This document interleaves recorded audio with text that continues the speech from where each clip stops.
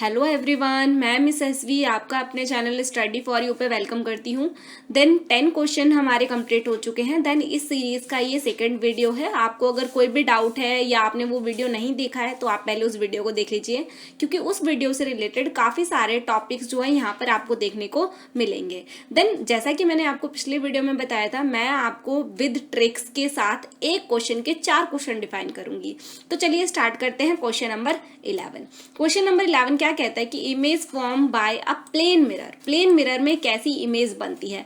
तो सबसे पहले मेरे को ये बताओ, प्लेन मिरर होता कौन सा है? तो आप कहोगे जो ऐसे स्ट्रेट मिरर होता है जिसका हम डेली लाइफ में यूज करते हैं, वो मिरर होता है प्लेन मिरर। ठीक है।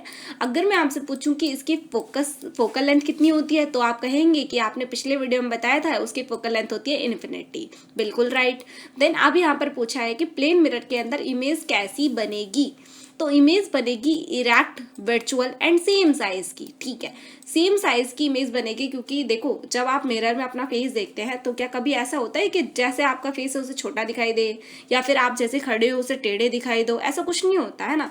तो सेम साइज की ही इमेज आपको देखने को मिलती है। तो सेम दो आपके एमसीक्यूज दो ऑप्शन में दे रखा है, सेम साइज। चलो ठीक है, अगर ऑप्शन एलिमिनेशन भी आप लगाते हो मेथड, तो आपने सेम साइज देख लिया, बट लेकिन आपको अब देखना है कि इरेक्ट और वर्चुअल होगी कि रियल और इन्वर्टेड होगी। तो रियल और इन्वर्टेड इमेज रियल होती है, बट हमारी उल्टी इमेज हमें दिखाई देती है। बिल्कुल। चलिए, क्वेश्चन नंबर 12 है आपका कि focal length of a concave mirror. Concave mirror की फोकल लेंथ बताइए। तो अगर मैं आपसे बात करूं कि कॉनकेव मिरर कैसा होता है, कुछ ऐसे करके होता है कॉनकेव मिरर। बिल्कुल राइट। देन इसके बाद अगर मैं बात करूं, यहाँ पर क्या होता है, एक प्रिंसिपल एक्सिस होता है।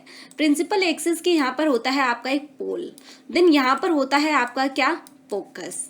यहाँ क्या होता है, सेंटर ऑफ कर्वेचर। ठीक है। अच्छा, अब यहाँ पर इधर के साइड यानी कि जो मिरर है ना, मिरर के राइट साइड में जितनी भी वैल्यूज हैं वो सारी होता है पॉजिटिव, और जो मिरर के इस साइड वीडियो है लेफ्ट साइड में जितनी भी आपकी वैल्यूज आएंगी वो सारी कैसी होती है, नेगेटिव होती है। अब आप इसको याद कैसे रखेंगे, क्योंकि लर्न करने के लिए तो ऐसे बहुत सारी चीजें इकट्ठी हो जाएंगी कि ये लर्न कर लो, ये लर्न कर लो, तो ऐसे ही लर्न नहीं हो सकता। तो यहाँ पर देखिए, इसके लिए क्या ट्रिक है, आपने ग्राफ तो बनाए होंगे बहुत सारे, है ना। 10th में भी बनाए हैं, 9th में भी बनाए हैं, और शायद आपने पिछले क्लासेस में भी ग्राफ बनाए हों। तो अगर मैं आपसे बात करूं कि जैसे ही ग्राफ होता है बीच में क्या होता है, जीरो। बिल्कुल ठीक।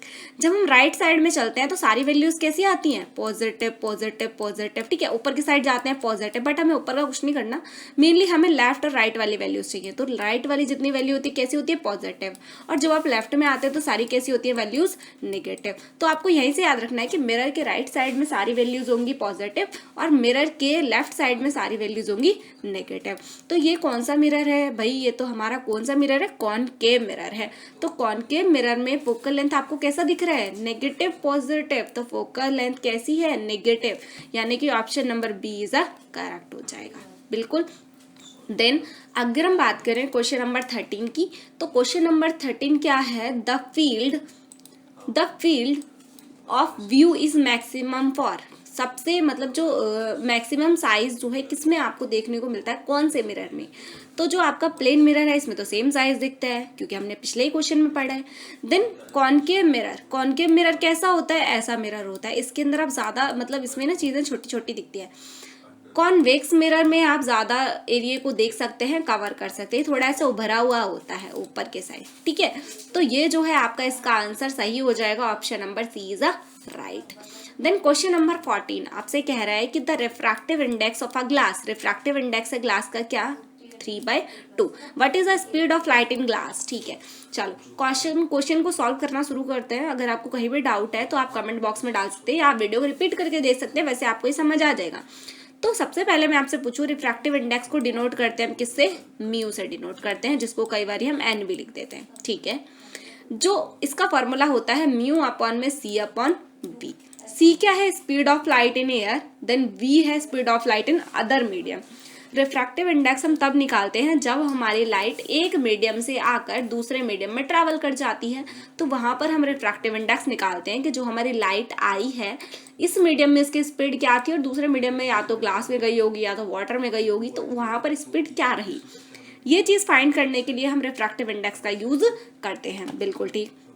सी क्या है आपका, speed of light in air. तो speed of light in air की जो वैल्यू है देखो वो होती है 3 × 10⁸ मीटर पर सेकेंड। क्या होता है, मीटर पर सेकेंड। ये होता है speed of light in air, ठीक है, 3 × 10⁸ मीटर पर सेकेंड। और जो v की वैल्यू है वो आपको यहाँ पर फाइंड करनी है, ठीक है। और आपको रिफ्रैक्टिव इंडेक्स यानी कि n की वैल्यू दे रखी है क्या, 3/2। तो जैसे कि यहाँ पर आप देख पा रहे हैं, अगर आपको नहीं दिख रहा है तो मैं इसको जरा दोबारा लिखती हूँ। तो आपको n की वैल्यू दे रखी है कितनी, 3/2 इक्वल टू जो speed of light in air है वो मैंने अभी बताया 3 × 10⁸ मीटर पर सेकेंड, ठीक है। और जो v है, v की वैल्यू आपको फाइंड करनी है। तो क्रॉस मल्टीप्लाई जब आप करेंगे तो क्या आएगा, यहाँ पर 2 से इसको मल्टीप्लाई करेंगे, आएगा 6 × 10⁸ मीटर पर सेकेंड इज इक्वल टू क्या आ जाएगा, 3v। 3 से ये कैंसिल हो जाएगा, क्या हो जाएगा 2 पे।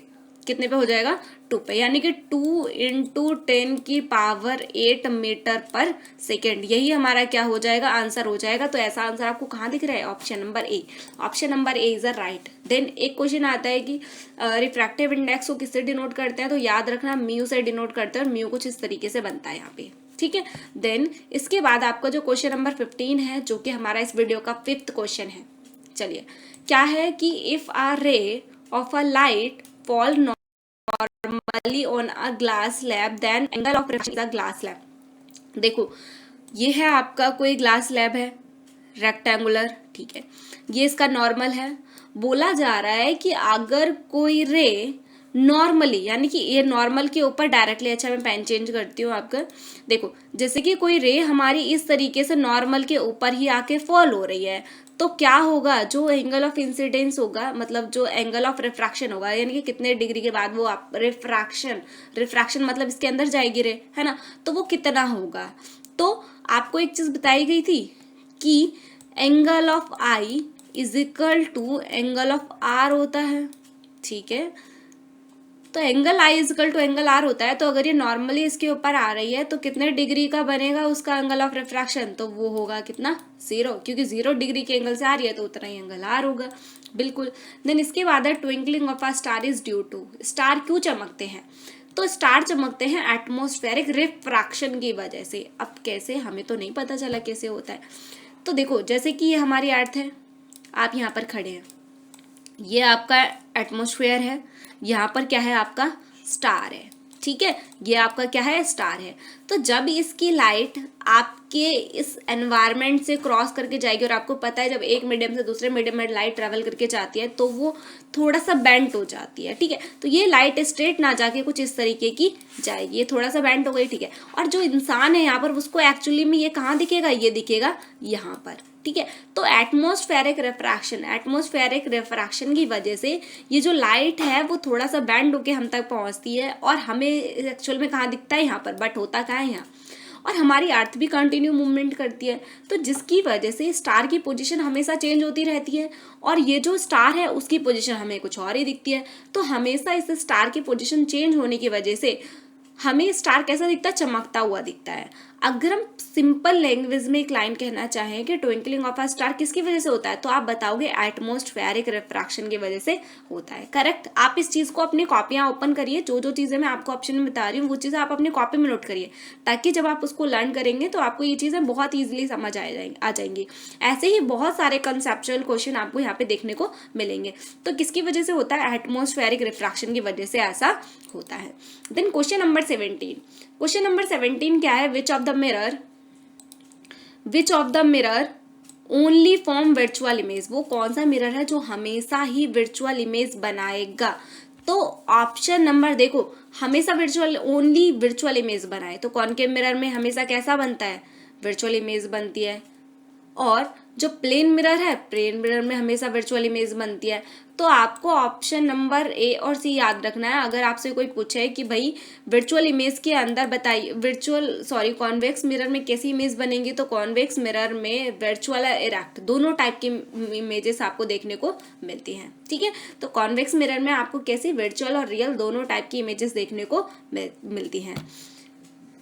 तो ऑप्शन नंबर डी राइट हो जाएगा। क्वेश्चन नंबर 18 है, virtual image larger than the object can be form. देखो वर्चुअल इमेज लार्ज बनेगी ऑब्जेक्ट से, ऐसा किसमें होता है? तो ऐसा होता है कॉनकेव मिरर के अंदर। अगर आपको रे डायग्राम नहीं आते हैं तो आप कमेंट बॉक्स में बता सकते हैं, मैं आपको रे डायग्राम की पूरी एक वीडियो प्रोवाइड कर दूंगी, बिल्कुल एकदम शॉर्ट मेथड से और बेसिक से, ताकि आपको हर एक कंसेप्ट हो जाएंगे क्लियर। क्वेश्चन नंबर 19 है आपका, in optical fiber a principle. देखो ऑप्टिकल फाइबर है ना जो आपका, वो बेस्ड होता है किस पे? TIR पे। TIR क्या होता है? Total internal reflection. यहाँ से आपका एक चीज मैं आपको कवर करवा दूं। देखो जैसे कि मान लो ये हमारा है वाटर, जब यहाँ पर कोई जैसे कि सिक्का पड़ा है या कोई भी चीज है, तो जब इसकी लाइट ऐसे जाएगी सीधी तो ये क्या हो जाएगी? बिल्कुल स्ट्रेट निकल जाएगी। अभी थोड़ी देर पहले बताया था कि जिस एंगल से इंसिडेंस होगा उतना ही रिफ्रैक्शन होगा, तो 0 0। सेकेंड वाले में क्या होगा? सेकेंड लाइट अगर इस तरफ से जा रही है तो ये क्या होगा? जब हमारी लाइट ग्लास से एयर में जाती है तो ये नॉर्मल से दूर चली जाती है। जब ये ग्लास से एयर में जाएगी तो नॉर्मल से दूर, यानी कि अवे फ्रॉम द नॉर्मल। और जब ये लाइट एयर से ग्लास में आती है तो क्या होता है? टूवर्ड द नॉर्मल, नॉर्मल के पास आ जाती है। देन सेकेंड केस में क्या होगा कि जब ये लाइट कुछ इस तरीके से जा रही है तो ये कुछ ऐसे हो जाएगी, यानी कि इसके साथ जो ये सरफेस है उसके साथ, और यहाँ पर एंगल कितना बन गया? 90। और जब आपका एंगल आर, अच्छा हाँ, जो आपका एंगल ऑफ इंसिडेंस से आने वाली रे होती है और जो रे जाती है वो एंगल ऑफ क्या होता है? रिफ्रैक्शन। तो जब आपका angle R is equal to 90 degree हो जाए, क्या हो जाए? जब angle R is equal to 90 degree हो जाए तो उसे हम कहते हैं क्रिटिकल एंगल। याद रहेंगी ये चीजें। जब आपका एंगल आर यानी कि angle of refraction equal to 90 degree हो जाए तो उसे हम कहते हैं कि क्रिटिकल एंगल कहते हैं। देन थर्ड स्टेज में क्या आएगा? यहाँ पर जो ये लाइट ऐसे जाएगी ना, वो लाइट जितने एंगल से जाएगी उतने ही एंगल से वापस बैक आ जाएगी, जिसको हम कहते हैं कि रिफ्लैक्शन। ठीक है, इसी वजह से इसका नाम है टोटल इंटरनल रिफ्लैक्शन। ठीक है, तो ये जो प्रिंसिपल मैंने आपको बताया, इसी प्रिंसिपल पे बेस्ड है कौन? आपका ऑप्टिकल फाइबर बेस है। इस वीडियो का लास्ट क्वेश्चन नंबर 20 क्या है कि the angle of reflection to normal incident is. देखो नॉर्मल इंसिडेंट जैसे कि ये है, ठीक है, अगर आपका नॉर्मल इंसिडेंट है तो उस पर जो है एंगल ऑफ रिफ्लैक्शन है वो कितना होगा? तो वो होगा एंगल 90। कि मान लो जितना एंगल इस साइड बन रहा होगा उतना ही एंगल क्या बनेगा? यहाँ बनेगा। बट लेकिन नॉर्मल पूछा यानी कि ऐसे वाला, तो यहाँ एंगल 90 बन रहा है, तो यहाँ भी एंगल कितना बनेगा? 90 बनेगा। क्लियर? तो ऑप्शन नंबर सी इसका राइट हो जाएगा। देन अगर आपको वीडियो अच्छी लगी है, कॉन्सेप्ट क्लियर हो रहे हैं, तो वीडियो को लाइक करिए, चैनल को सब्सक्राइब करिए और बेल आइकन को जरूर प्रेस करें, ताकि आपको हर एक वीडियो का नोटिफिकेशन सबसे पहले मिले। Thank you so much watch.